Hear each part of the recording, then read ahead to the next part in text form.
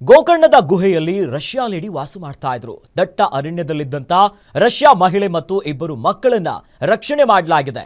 ಉತ್ತರ ಕನ್ನಡ ಜಿಲ್ಲೆಯ ಕುಮಟಾ ತಾಲೂಕಿನ ಗೋಕರ್ಣದ ರಾಮತೀರ್ಥ ಬಳಿಯ ಗುಡ್ಡದ ಗುಹೆಯಲ್ಲಿರ್ತಾರೆ.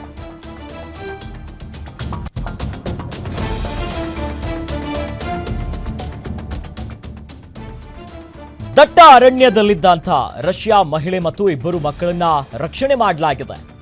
ಉತ್ತರ ಕನ್ನಡ ಜಿಲ್ಲೆಯ ಕುಮಟಾ ತಾಲೂಕಿನ ಗೋಕರ್ಣದ ರಾಮತೀರ್ಥ ಬಳಿಯ ಗುಡ್ಡದ ಗುಹೆಯಲ್ಲಿ ವಾಸ ಮಾಡ್ತಾ ಇದ್ರು ರಷ್ಯಾದ ಮಹಿಳೆ ಮತ್ತು ಮಕ್ಕಳು. ಗೋಕರ್ಣ ಪಿಐ ಶ್ರೀಧರ್ ನೇತೃತ್ವದಲ್ಲಿ ಗಸ್ತು ತಿರುಗುವಂತ ವೇಳೆ ಪತ್ತೆ ಮಾಡಲಾಗಿತ್ತು. ಸದ್ಯ ಗೋವಾದಿಂದ ಬಂದಿದ್ದಂತ ರಷ್ಯಾ ಮೂಲದ ನೀನಾ ಕುಟಿನ 40 ವಯಸ್ಸು ಮಕ್ಕಳಾದ ಪ್ರಿಯಾ ಮತ್ತು ಅಮ 6 ವಯಸ್ಸು ಮತ್ತು 4 ವಯಸ್ಸಿನ ಮಕ್ಕಳನ್ನ ರಕ್ಷಣೆ ಮಾಡಿದ್ದಾರೆ ಪೊಲೀಸರು. ಸದ್ಯಕ್ಕೆ NGO ಅಲ್ಲಿ ವಿದೇಶಿ ಮಹಿಳೆ ಮತ್ತು ಮಕ್ಕಳಿಗೆ ಆಶ್ರಯವನ್ನ ನೀಡಲಾಗಿದೆ. ಸದ್ಯ ದೃಶ್ಯದಲ್ಲಿ ಗಮನಿಸ್ತಾ ಇದ್ದೀವಿ ನೋಡಿ, ರಷ್ಯಾದ ಮಹಿಳೆ ಮತ್ತು ಜೊತೆಯಲ್ಲಿದ್ದಂಥ ಪುಟ್ಟು ಮಕ್ಕಳು ಗುಹೆಯಲ್ಲಿ ವಾಸ ಮಾಡ್ತಾ ಇರ್ತಾರೆ. ಗೋವಾದಿಂದ ಬಂದಿರುವುದಾಗಿ ಸದ್ಯ ಮಾಹಿತಿ ಗೊತ್ತಾಗಿದೆ. ಪೊಲೀಸರ ಗಸ್ತು ಸಂದರ್ಭದಲ್ಲಿ ಬೀಟ್ ಹೋದಂಥ ಸಂದರ್ಭದಲ್ಲಿ ಗೊತ್ತಾಗಿದೆ. ಈ ರೀತಿಯಾಗಿ ವಿದೇಶಿಯ ಮಹಿಳೆ ಮತ್ತು ಮಕ್ಕಳು ದಟ್ಟ ಅರಣ್ಯದ ಗುಹೆಯೊಂದರಲ್ಲಿ ವಾಸ ಆಗಿದ್ದಾರೆ ಅನ್ನೋ ಮಾಹಿತಿ ಗೊತ್ತಾಗ್ತಿದ್ದಂತೆ ಸದ್ಯ ರಕ್ಷಣಾ ಕಾರ್ಯವನ್ನ ಮಾಡಲಾಗಿದೆ. ಪಿಐ ಶ್ರೀಧರ್ ಅವರ ನೇತೃತ್ವದಲ್ಲಿ ಪೊಲೀಸರು ಇವತ್ತು ರಕ್ಷಣಾ ಕಾರ್ಯವನ್ನು ಮಾಡಿದ್ದಾರೆ. ಜೊತೆಯಲ್ಲಿ ನಾಳೆ ವಿದೇಶಿ ಮಹಿಳೆಯನ್ನ ಬೆಂಗಳೂರಿಗೆ ಕರೆತರುವಂತಹ ಸಾಧ್ಯತೆ ಕೂಡ ಇದೆ.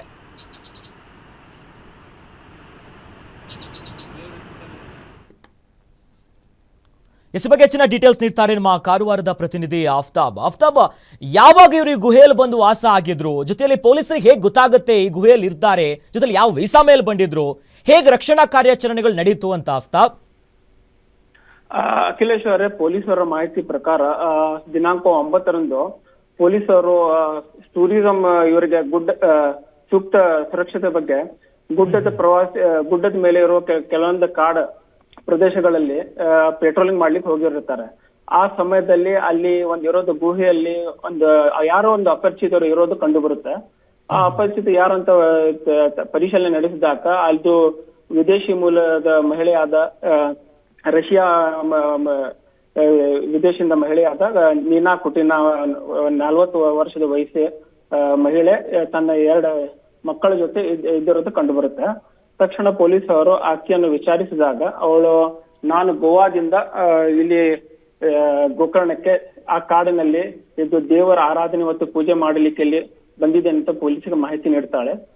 ಆಮೇಲೆ ಉಳಿದ ಮತ್ತಷ್ಟು ವಿಚಾರಿಸಿದಾಗ ನಂದು ಪಾಸ್ಪೋರ್ಟ್ ಮತ್ತು ವೀಸಾ ಇಲ್ಲಿ ಕಳೆದು ಹೋಗಿದೆ ಅಂತ ಹೇಳಿರ್ತಾರೆ. ನಂತರ ಪೊಲೀಸರು ಆ ಮಹಿಳೆಯನ್ನು ಅಲ್ಲಿಂದ ಸುರಕ್ಷಿತ ಪ್ಲೇಸವಾದ ಕುಮಟಾದ NGOಗೆ ತಗೊಂಡೋಗಿ ಮತ್ತೆ ಜಾಸ್ತಿ ವಿಚಾರಿಸಿದಾಗ ಆಕೆ ನಾನು 2017ರಲ್ಲಿ ಗೋವಾಗೆ ಬಂದಿದ್ದೆ ಅಂತ ಮಾಹಿತಿ ನೀಡಿರ್ತಾರೆ. ಪ್ರಥಮ ಮಾಹಿತಿ ಇಷ್ಟು ನೀಡಿರ್ತಾರೆ.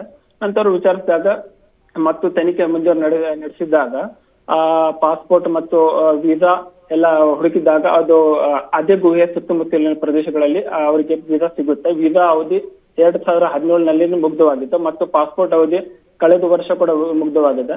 ಮತ್ತು ಆ ಮಹಿಳೆಗೆ ಇದೇ ದೇಶದಲ್ಲಿ ಇದ್ದು ದೇವರ ಆರಾಧನೆ ಮತ್ತು ಪೂಜೆ ಮಾಡೋದು ಆಸಕ್ತಿ ಇರೋದ್ರಿಂದ ಆ ಮಹಿಳೆ ನಾನು ಇಲ್ಲಿ ಇರ್ತೇನಂತ ಪೊಲೀಸರ ಜೊತೆ ಕೂಡ ಮಾತನಾಡ್ತಾಳೆ. ಈಗ ಸ್ಥಳೀಯ ಪೊಲೀಸರು, ಗೋಕರ್ಣದ ಪೊಲೀಸರು ಮತ್ತು ಉತ್ತರ ಕನ್ನಡ ಜಿಲ್ಲಾ ಪೊಲೀಸರು ಎಲ್ಲ ಸೇರಿ ಬೆಂಗಳೂರಿಂದ FRR ಆಫೀಸ್ಗೆ ಸಂಪರ್ಕ ಮಾಡಿ ಫಾರಿನ್ ರೀಜನಲ್ ರಿಜಿಸ್ಟರ್ ಆಫೀಸ್ ಸಂಪರ್ಕ ಮಾಡಿ ಆ ಮಹಿಳೆಯನ್ನು ತಮ್ಮದಾದ ದೇಶಕ್ಕೆ ಕಳಿಸೋ ಬಗ್ಗೆ ಎಲ್ಲ ಮುಂದಿನ ಕ್ರಮವನ್ನು ತಗೊಂಡಿದ್ದಾರೆ.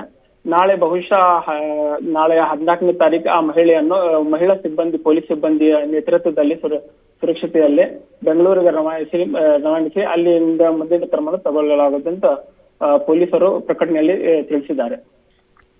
ಧನ್ಯವಾದಗಳು ಆಫ್ತಾಬ್ ತಮ್ಮೆಲ್ಲ ಮಾಹಿತಿಗೆ.